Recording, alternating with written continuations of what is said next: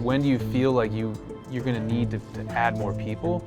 It really comes down to, let's just look at the structure of like maybe what the ideal role of that IDN director could be. So let's do the same model.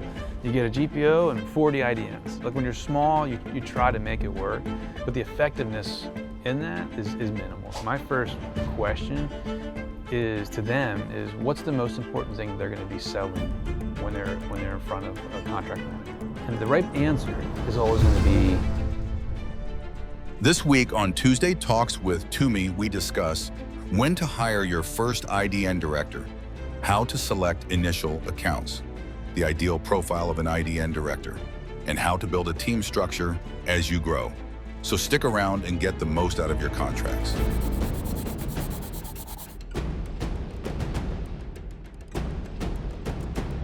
So let's talk about if you've gotten a GPO contract, maybe it's been one person working on getting that contract and working on the preparation, but it's time to start thinking about hiring a team. Mm-hmm. How do you start to think about this process? How many people do you need? What type of people do you need? Can we have a conversation around that? Yeah, very much so. Every company is going to be so different when it comes to their technology, their product, their service. Where are they more established in the country, like regionally? But when you start thinking about your GPO contract, it's what's the penetration rate you're trying to get, right? So how are your reps integrated into the field, and then where do you start seeing that there's a need to have the higher level conversations, right? We all know value analysis, strategic management, contract management, and supply chain, right? Those are the big three things that are really changed in our world. So how do you start having that business conversation to sell your company, to sell your technology, and when do you feel like you're going to need to add more people? It really comes down to thinking about like what's the workload you have, right? So let's take a small company for now. Let's just say you've got less than 20 reps, right? And you're trying to navigate, how do I get them to be the field sales team, the IDN team? I've got one person kind of navigating my GPO contract. How do I even establish, how do I get to the next level, right?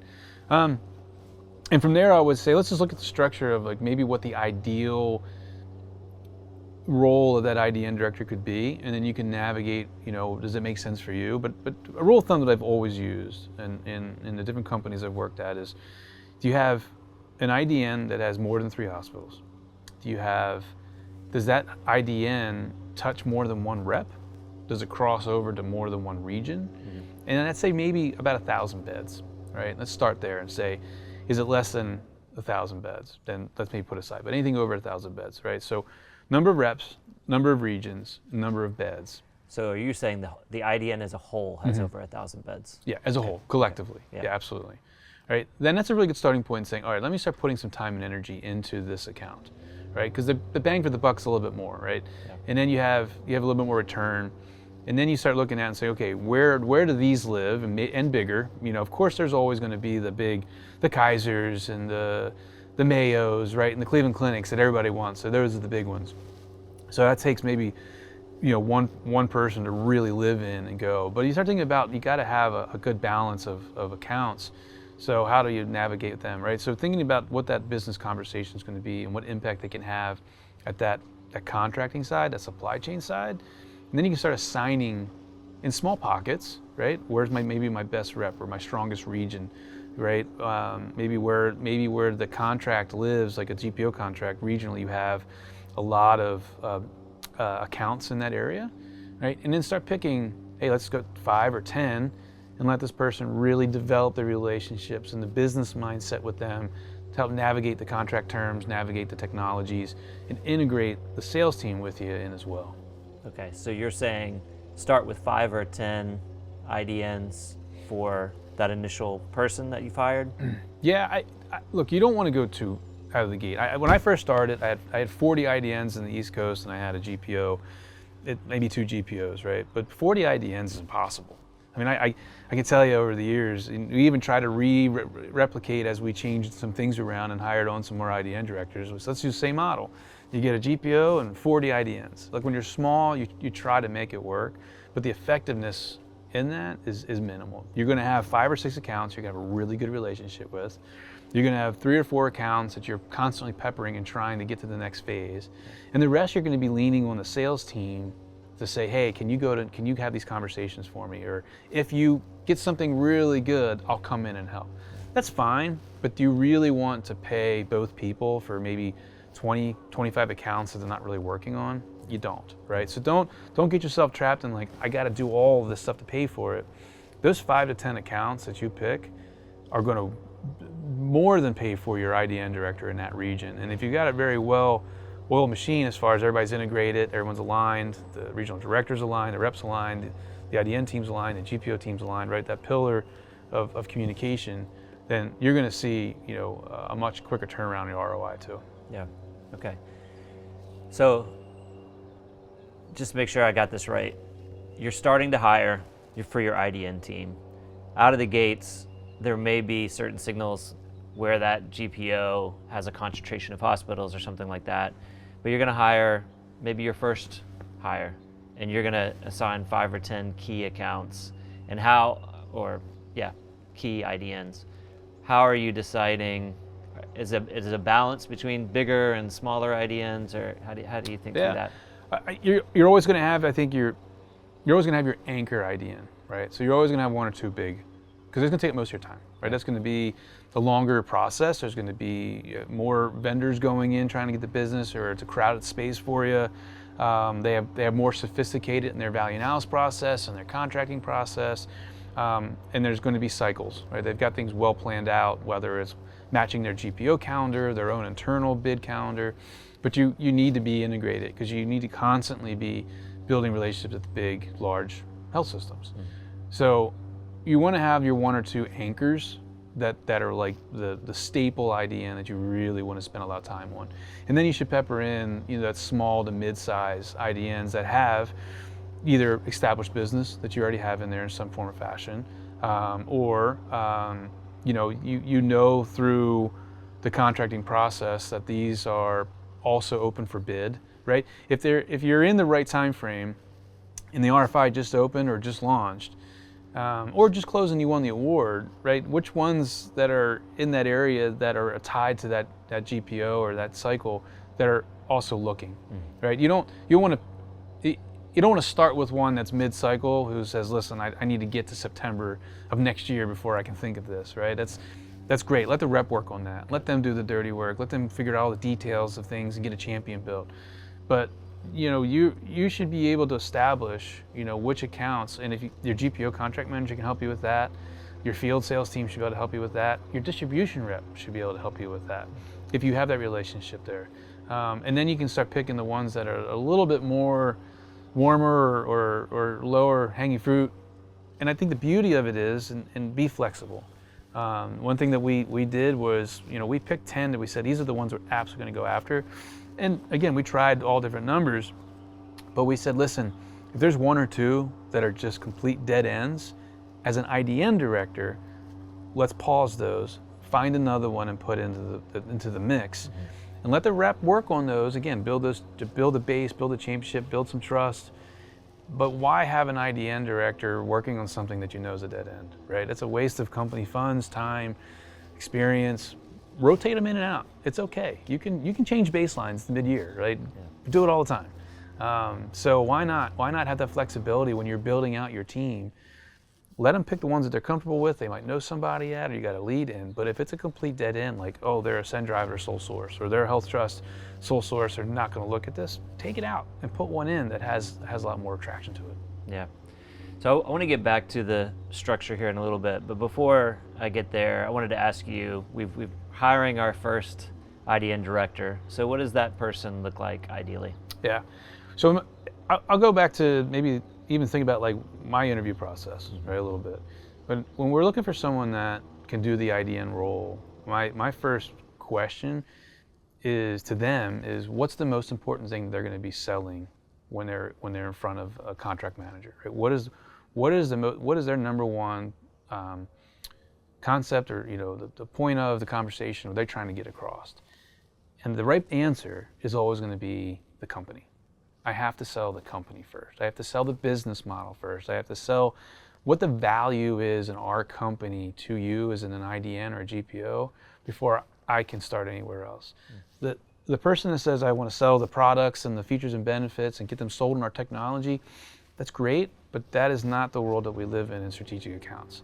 You have to sell your capabilities first, build the foundation of what your supply chain looks like, what your manufacturing looks like, you know, the history of your company, you know, and why you're a fit from, you know, a clinical differentiator or a technology disruptor or just value and pricing.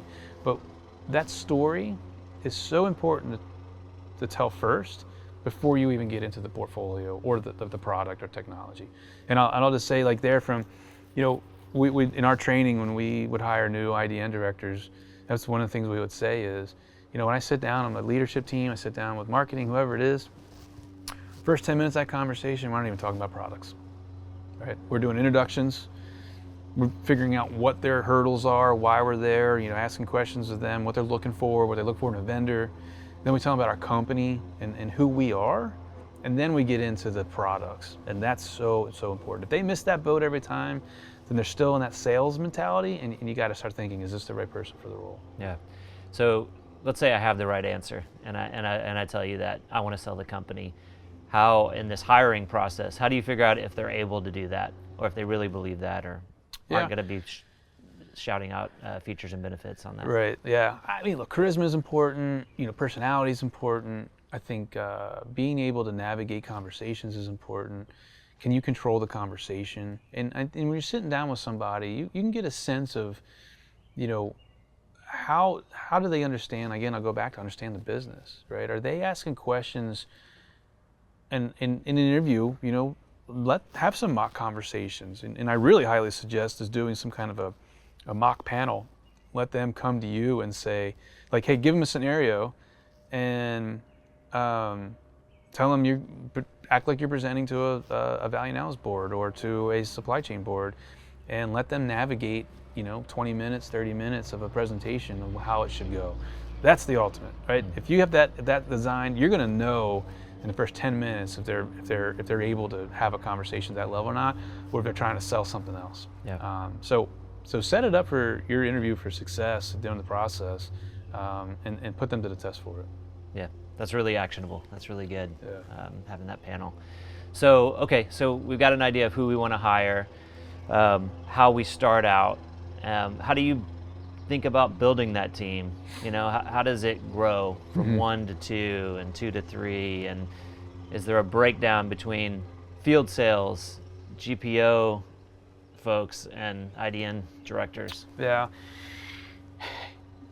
You know, when you think about it, I think about early in my days, you know, small company, right? $20 million company, you know, growing, and we had 12 reps, and you know, we had one distribution manager who did, honestly, distribution, what contracts we had, did the government, right? Kind of all in one, right? And that's very common still today. I still see that a lot, where it's like, look, overhead. I mean, you can't afford to have a bunch of bodies, so you run as lean as possible. But you get, let's say, you know, you get your actual first contract. I think you can still manage one person. You can maybe give the regional directors a little bit extra work to say, hey, I need you to be this business person. They should be at a regional director level. They should have a mindset to be able to shift from business, right, to sales. You know, but you start getting 2 or 3 contracts, or 2 or 3, you know, a GPO contract and 2 or 3 like regional contracts with an RPC. Then you really need to start saying, how do I be that? I need a point person. I need someone who can navigate the C-suite or one layer down at the IDN level while the reps continue to work with the champions, the clinicals, and then you know, let the GPO person start focusing on the GPO. And yeah, look, I think 5 or 6 contracts is when you should really start considering having some dedicated IDN folks. It could be 2, right? Have them split the country. And again, use that same model of what is the right accounts for them to go to. But you have that oversight of someone who's really living and breathing, selling the company first, integrating in the right networks, and then working with the sales team, and really helping navigate that pillar, right? GPO, IDN, rep, and customer, all lined up in one strategy. Okay. So you're talking about 5 contracts, IDN contracts off of your GPO contract. Then you're hiring a couple of IDN directors. Is that what you're saying? Yeah, I think let's take a step back, right? Yeah. I'm thinking more. You get one contract, you get 5 large IDN contracts, right? I think from that standpoint, you're probably still navigating one IDN person, depending on. Again, I have to ask is like going back to regionally, like where do they fit, right? Yeah. If they're all over the country, you can't have one person run around the country, right? So you have to think about what logistically, where does it make sense, right? Big cities, of course, but if you're all over the place, then you got to start thinking, okay, go back to what we said earlier, is we got an anchor, right? So let's say you've got 5 large IDN contracts you got, or something like an RPC that you've got locked in, and then you got your anchor, and you put someone on top of that, and then you put 5 or 6 more IDNs around them and let them really integrate, right? Let's just take like St. Louis, you get BJC, that's your anchor, and then you start looking at the Mercies and around them and say, okay, how do I get them to work on all of these other things that are out in that St. Louis area, or we're expanded out a little bit more to Kansas City or whatever, right? But that gives you a region. Now, does that fit your rep and your regions and your reps? It might not, but does it matter? There's no wrong answer, but it's a matter of what you feel is that person's going to be most successful at and bring the most value at those IDNs quicker versus trying to make it all neat and lined with zip code linemen and stuff like that. And so what instigates your next hire in a different region? Is it field sales getting that traction to begin with, and then you realize a need for that next person, or is it something else that's triggering your next hire? Look, if you're having success and you're getting the value back from that one person, right, and you're just replicating the success in another area, right? So I got another anchor IDN, and I put 5 or 10 IDNs in here, and I build another region. Where is it by bed size? Where is it by population? Where is it by strong reps? Right? You can kind of build it out one at a time. If you have multiple GPO contracts, let's say now let's say you got one with Premier, and then now you've won one with Vizient, right? Now you open up a whole nother can of success, if you would, for another RPC group or whatever, right? So then you can start looking at, okay, now I have possibilities of going to Mayo or to Kaiser or whatever, because I have the GPO entry level conversation and anchor someone there and then build it out from there. So one, I would say replicate and put where your success is with your sales team and the sales growth you're looking for.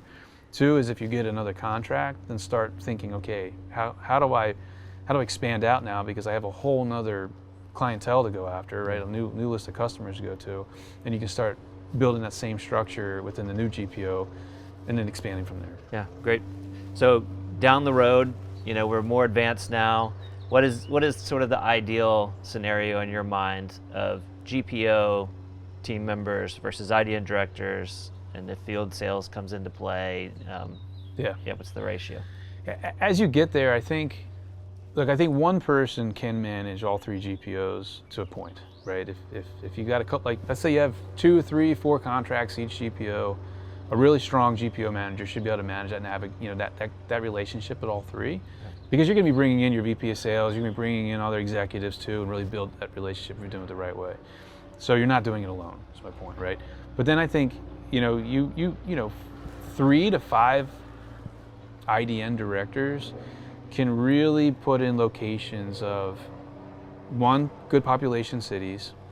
Think about regions. Sometimes you have smaller companies only have 5 reps, or maybe they have 2 regions, right, and they have 10 reps. But you can manipulate those IDN regions, again, 5 to 10 IDNs, and really have them do nothing but live and breathe that, and build those relationships and be flexible with that changing, and then you can kind of expand out. So 1 to 2 let's start 1 GPO manager. I'd say 3 IDN directors, and then you have that paired up with your reps and regions, depending on how many you have and where they're located. But going back to that rule of thumb of at least 3 hospitals, touching 2 reps, maybe touching 2 regions, and 1,000 beds or more.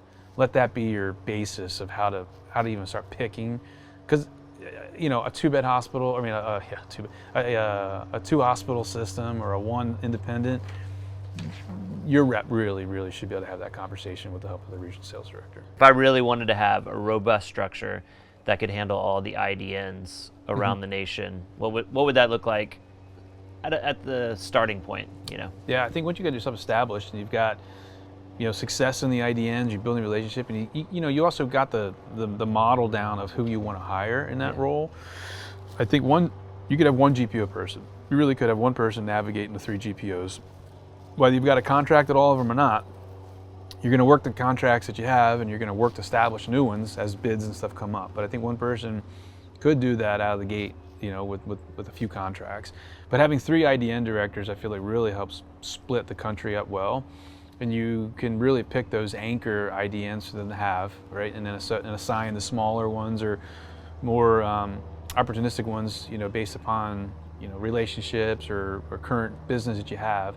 Let them build that out, right? So then you've got 3 that are covering the country. You could have east, middle, and west, and then you have your sales team working all the other accounts underneath. And as things come up, like we said, being flexible, have an opportunity here at UC Davis. It's really going well, and we got the right people involved. But remember, the rep is not the business manager of it, right? They're not that. So then you can say, hey, we're going to bring in our regional strategic director and let them own that conversation and own it from a top level, and then keep the rep involved from the field side. Yeah. Good. Yeah. So any other closing comments on how to start hiring an IDN director, when to start hiring, or the structure as we've talked about?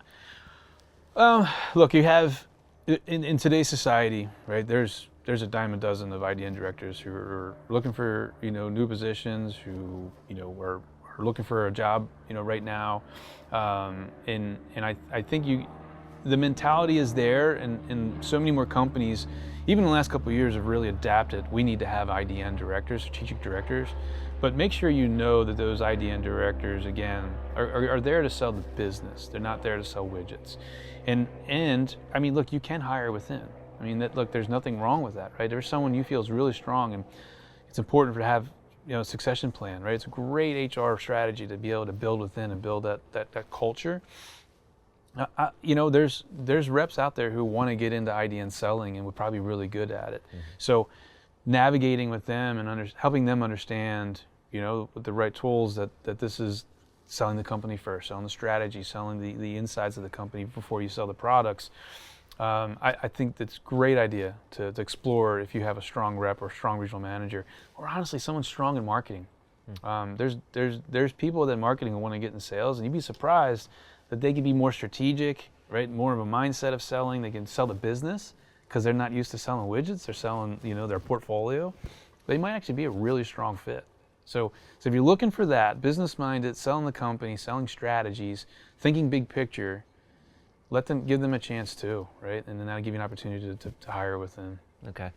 Well, one follow-up about hiring field sales. I know it could probably be appealing to offer a promotion to your best sales rep, but what is it you look for in addition to being able to say that they can sell the business? And in addition, how do you convert somebody from selling features and benefits and clinical sales to selling the business? I mean, you got to be able to support them, right? You got to educate them on. There's ways we can do that, right? There's seminars, there's societies that they can go to, like industry meetings, and really learn that national account executive role. But I think it's you don't want to just throw them to the wolves, right? You don't want to just throw them out there and say good luck and go. But you want to be able to set them up with understanding what that structure of like utilizing the GPO team, utilizing the distribution team, and what I would say is they're coming from this field and they were a strong rep and you want to promote them. They have a network of people within distribution that they've already built. Right? They should know the Cardinal rep or the Owens rep, right? And that's a great place for them to also learn from, of using that network of like, how do I get in front of the right people and what makes that account tick, right? And just kind of helping them, guide them into other ways to sell to the customer not just carrying the bag. And it's a hard thing to do. It's a hard thing to drop the bag and not carry in everything and say, oh, I got all this, I got it. I can sell the widget all day long. You don't want to sell the widget, you want to sell the opportunity and the value of the company.